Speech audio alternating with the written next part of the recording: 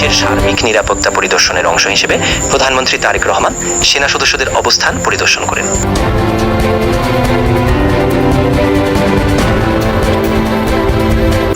বাংকারের ভেতরে প্রবেশ করে তিনি সেনা সদস্যদের সঙ্গে সরাসরি কথা বলেন, তাদের দায়িত্ব পালনের অভিজ্ঞতা, কর্মপরিবেশ এবং প্রয়োজনীয় বিভিন্ন বিষয় সম্পর্কে খোঁজ খবর নেন।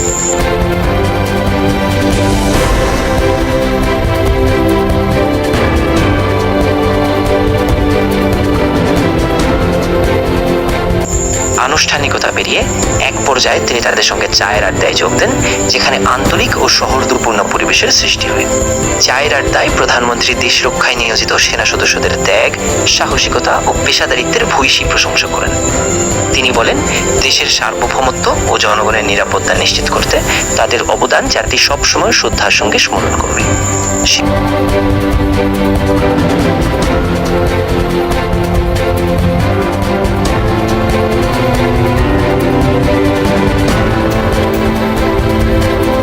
সদস্যদের মনোবল আরও দৃঢ় রাখতে সরকার প্রয়োজনীয় সব ধরনের সহযোগিতা অব্যাহত রাখবে বলেও তিনি আশ্বাস দেন। প্রধানমন্ত্রীর এই ব্যতিক্রমী উপস্থিতি সেনা সদস্যদের মাঝে নতুন উদ্দীপনা সৃষ্টি করে।